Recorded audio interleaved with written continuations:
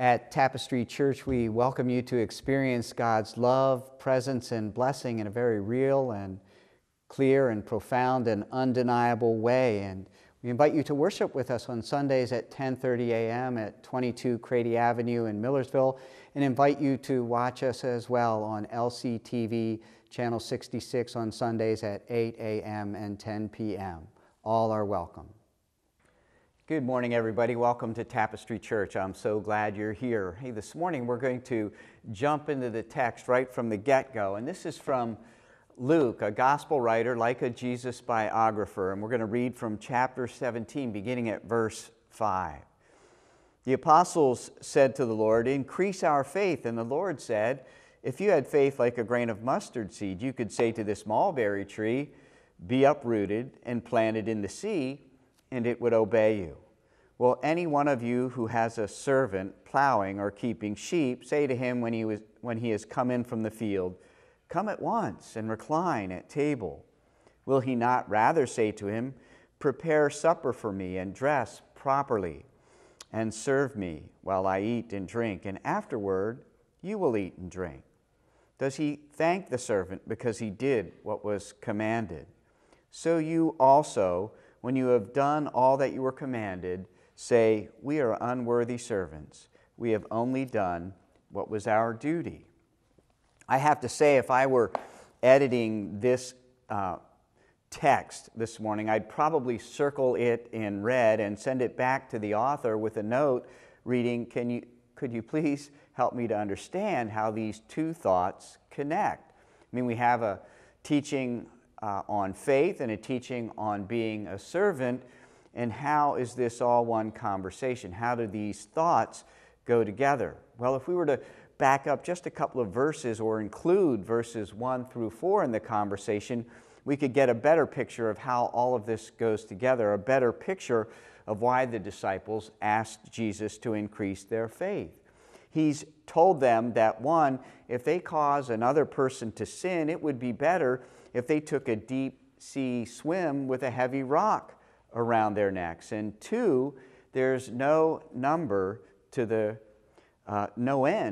number of times that they're supposed to forgive people who do terrible things against them.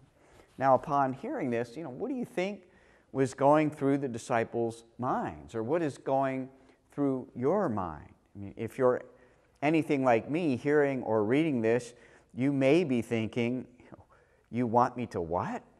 How am I going to do this? I don't have it within me. This is way too much for me. My faith isn't strong enough or big enough. And does any of that sound about right? Sometimes it's as overwhelming for us as it was for Jesus' first disciples. How can I love my enemies, bring peace to those around me, clothe the naked, feed the hungry, spread the good news of Jesus, forgive 70 times 7 those who have hurt me so badly? I mean, I'm not strong enough, wise enough, generous enough, emotionally healthy enough to do what Jesus taught us to do. I mean, think about it like this. If I were to ask those of you who would like more faith, raise your hands, how many of you would be inclined to raise your hand?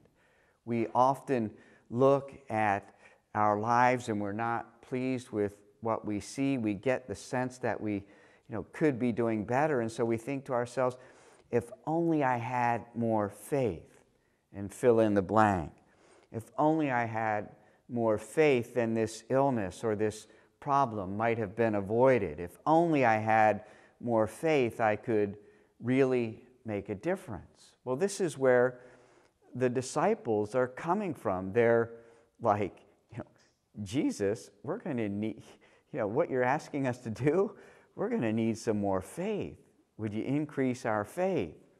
And Jesus' answer almost sounds sarcastic. If you have faith like a grain of mustard seed, you could say to this mulberry tree, "Be uprooted and planted in the sea," and it would obey. I mean, do you think this was the answer the disciples were looking for? It's not quite what you'd expect, is it? I mean, you might expect Jesus to pray for them or ask God to grant them more faith, but this? I mean, maybe you can help me out here. I've never really understood why, if given such vast power over physical objects, one would, out of all the options available, choose to uproot bushes and throw them into the ocean. Anybody else ever wonder about that? And regardless of the relative merits of mulberry bush drowning, does this text make anybody else feel a bit inadequate? Do you kind of take what Jesus says like this: with only a teensy-weensy amount of faith, I could perform miracles. I don't perform miracles. Therefore, I have so little faith, it's not even as big as that of a mustard seed. I mean, it kind of feels like Jesus is scolding us for not having even the tiniest amount of faith, doesn't it? Which only contributes to us thinking that if we have the right amount and the right quality of faith, then the hard things in life wouldn't be so hard and we'd never doubt. I think of the photographer who was assigned to cover a wildfire, and he was told to go to a nearby airport where a plane would be waiting to take him up for some aerial shots. When he arrived, he saw a plane warming up on the runway. He jumped in and yelled, "Let's go." So the pilot took off, and the photographer told the pilot to fly over the north side of the fire and make 3 or 4 low-level passes. "Why?" asked the pilot. "Because I'm a photographer and photographers take pictures," the photographer replied. After a pause, the pilot said, "You mean you're not the instructor? I know that's an old one and not a very good one, but here's what I'm trying to get at." Kind of like that student pilot falsely assuming that the photographer was the instructor, we make some faulty assumptions about faith and what it means to have faith. And one of the things we assume is that faith is about quantity and or quality. If we just had enough faith or a strong enough faith, we'd be totally trusting and peaceful and absolutely serene when the really stinky stuff, of life happens to us and around us. But the thing is, when the stinky stuff happens, then not only do we feel crappy about that, but we have to add to it also this feeling of being totally inadequate about our faith, which just makes it all worse. Let me ask you this. Have you ever had the experience of dealing with some issue or another, some challenge, and have some well-meaning Christian say to you, "You just need to have faith," or "more faith"? Where what gets heard is, "Try harder to have faith." Well, if you're at all like me, you probably didn't find that particular definition of faith to be very helpful, because trying real hard has never bolstered my faith. And there's a reason for that. If I believe in trying harder, I'm trusting not in God, but in myself. And guess what? I'm not worthy of that trust. Holy shift. We mistakenly understand faith when we equate it with positive thinking, when we presume that faith and failure cannot go together, when we approach faith as some kind of pep talk. Has anybody ever said, or maybe had someone say to you, "Just believe God"? As kind of a formula for a successful life of faith. You want your health to improve? Well, just believe God. You want your marriage to heal? Just believe God. You want to have more money? Just believe God. Like, whatever it is you desire, you can have it if you just believe God. Have enough faith and it will happen. It's a rather appealing formula, isn't it? For one thing, it appeals to us because it serves to advance our, fleshly or worldly desires. It tells us that we can have what whatever we want, whenever we want it. And it also appeals to us because it not only serves to advance those worldly desires, but it does so while appearing to be spiritual. But see, we misunderstand faith when we think of it in terms of currency that can buy us favors with God. You know, our faith never forces God to give us what He doesn't already want to give us. You know, the Bible doesn't teach that faith is some sort of spiritual credit card we can use to get God to do what we want. It teaches that in all cases and at all times, God does what He wants to do. Holy shift. I mean, we misunderstand faith when we confuse having faith with having certainty, when we imagine that having faith will give us answers to life's perplexing questions, when we forget that Jesus helped the one who said, "I believe, help my unbelief." I mean, I think sometimes we Christians have been far too self-assured in talking about Jesus and our faith as though it's about having a sense of certainty that carries us blissfully through life, as though what we believe and the reasons we believe are so clear, so transparent, so unambiguous that we just can't imagine others being unable to see it. But here's my experience. God is never what I expect. He constantly confuses me and makes me, scratch my head. The more I try to define what God's all about and what God is doing in my life, the more mixed up I become. I mean, here's a question for you. Have you picked up on, with all these faulty assumptions about faith, have you picked up where our thoughts tend to be focused? On us. They're focused on us. How can I do this? What strength do I have? How great is my faith? Well, holy shift, Jesus here makes us stop looking at ourselves. He turns the disciples' attention from themselves and to Himself. I mean, forgive me for talking about grammar in a sermon, but I understand that there's a future conditional clause in Greek. If you were to have the faith of a mustard seed, implying that you don't have that faith now.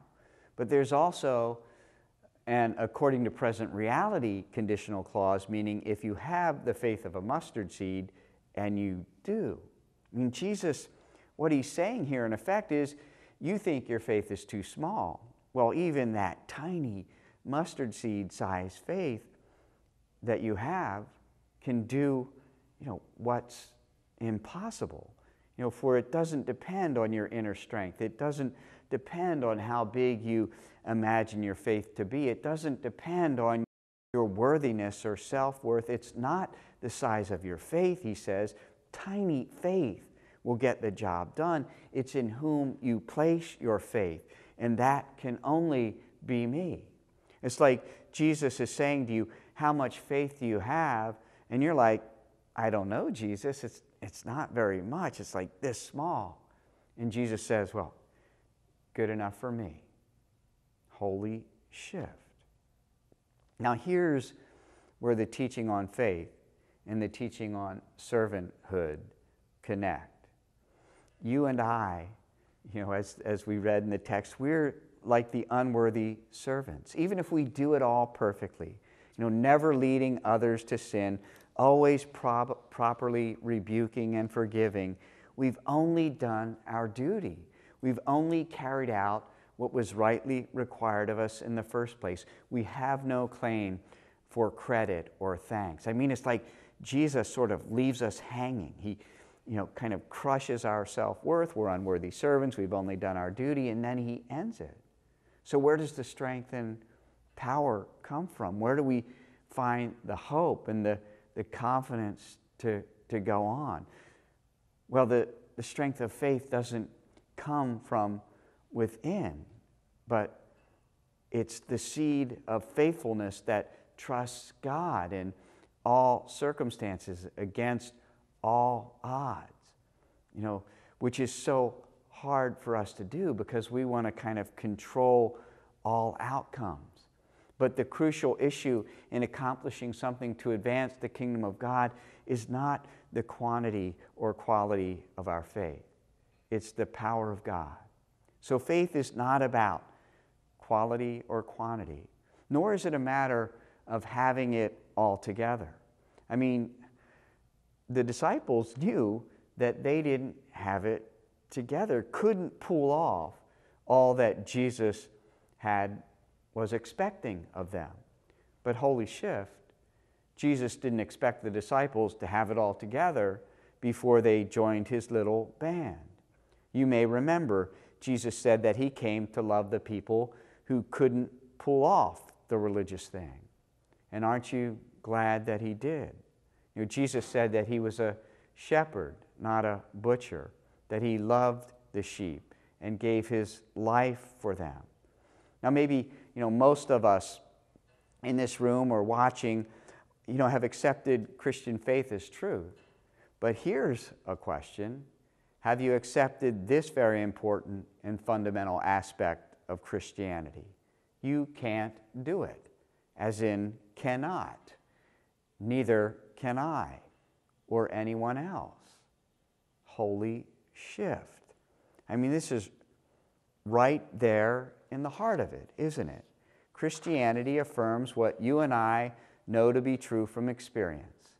Regardless of what we've been told or how we see Christians act or what gets said about faith, we're not good at good things, at what Christians or Christianity calls holiness. I once heard it put like this: I'm quite good at multitasking. I can read and hear Scripture, pray and sit in church, and at the same time, hate, lust, covet, be angry. Can anyone else relate? I mean, that's me.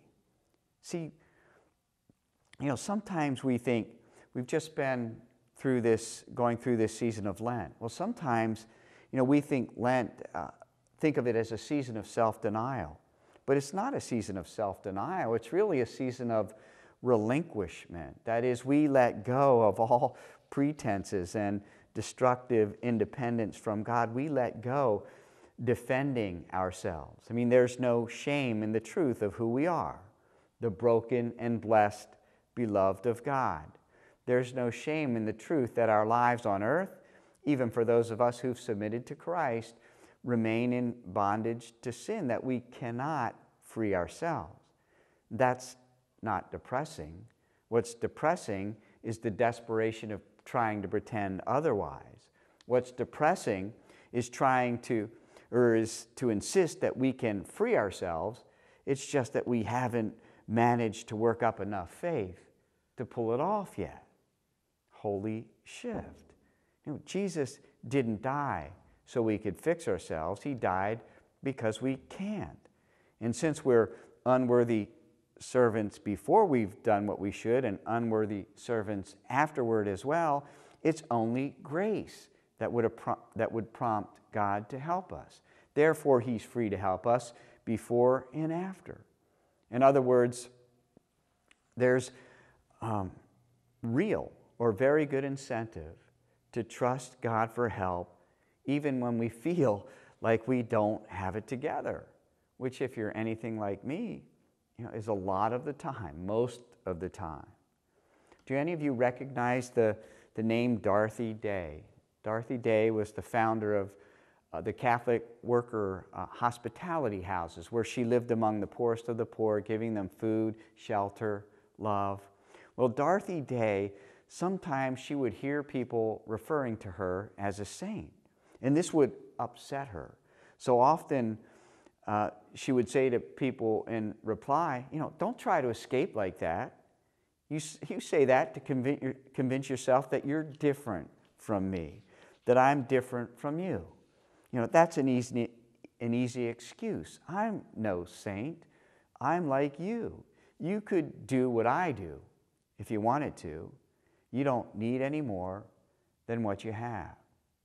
See, there's this belief within the Christian community that faith is kind of like a gatekeeper, that it's the precursor to the journey, that I have to reach a certain quota of faith in order to really begin this life with God. But to live by faith is to trust that God is free to bless us before we have our act together, as well as, after, quote unquote. I mean, holy shift. And here's the point of all this. I mean, each of us is wired to feel and act in accordance to our faith, in accordance to what we believe to be true. We can't help it. This is a universal thing. Everybody lives by faith. And so this is important. I mean, think about it like this. Do you guys know that North Korea is turning 70 this year? What? You didn't send a card? You capitalist dogs?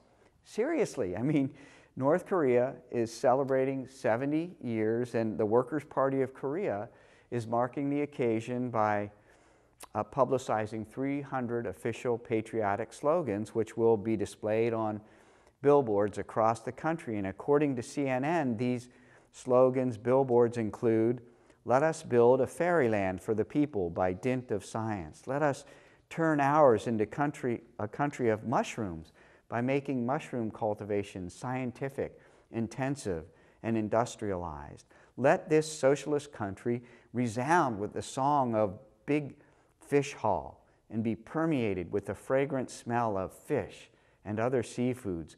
Let the strong wind of fish farming blow across the country. Let the laughter of little children ring by increasing the production of their foodstuffs. Play sports games in an offensive way, the way the anti-Japanese guerrillas did." I mean, seriously, you can Google this. It must be that something gets lost in the translation. But here's my point. Our faith is not a matter of empty slogans. It's kind of like, take something the Apostle Paul once wrote to the first century church in Corinth. And it's a passage that's become kind of a staple of the wedding ceremony, where Paul says, "If I have all faith so as to remove mountains, but do not love, I am nothing." In other words, faith ultimately, it isn't about what we believe, it's about what we do. It's about what we do for love's sake, or for Jesus Christ's sake, or for heaven's sake. I mean, if you want to know, something about your faith, look at what your actions say, because they're speaking. What do you do when you're alone, or when your plans are interrupted, or when you're disappointed, or when your weakness is exposed, or you're afraid, or someone else prospers or excels you? I mean, how willing are you to serve obscurely, or when those who are closest to you are honest, those who observe you in your unguarded, calculated moments, what do they hear from your actions? I mean, these are some exposing and convicting questions. But here's the good news in all of this. Christ remains our strength even when our faith wavers. In fact, it's His faith we stand on. It's His strength that gets us through, and not our own. Christ's life was one constant stream of unwavering faith. Having the power to abandon His mission at any moment, He continued on in humility and perfect faith to fulfill God's redeeming plan. Knowing that the pain that was to come, He pleaded with His Father to let the cup pass from His lips. But as the answer becomes clear that the cup would not pass from Him, that He's to be beaten and mocked and stricken with sorrow at the separation of this perfect union with His Father, He remained faithful on our behalf. And because He did, His faithfulness becomes our record. His strength is our strength. I mean, talk about holy shift. Let me wrap it up with this. The mustard seed wasn't only considered to be among the smallest seeds in Jesus' day. More than that, it was like noxious and nasty. That is, it was a weed that got everywhere. It invaded fields, it spread fast. The mustard seed would sprout and bloom and go to seed and would reseed itself, and birds would, in their normal course of digestion, plant that seed everywhere. Perhaps faith, like a mustard seed, means it has the potential to always show up. Not in huge, showy ways, just persistent and insistent. Or to mix my metaphors, think about it in terms of a blast radius. You know what a blast radius is? Bombs have what's called a blast radius. It's defined as the distance from the source that will be affected when an explosion occurs. Well, churches and people of faith should have blast radiuses. Anyone within 20 miles of us should know it and be positively affected by our faithfulness. What if that were so? Thank you for joining us at Tapestry Church this morning. We hope you enjoyed the message. For more information, you may check out our website or Facebook page, and you may see us live weekly at 22 Crady Avenue at 10:30. All are welcome.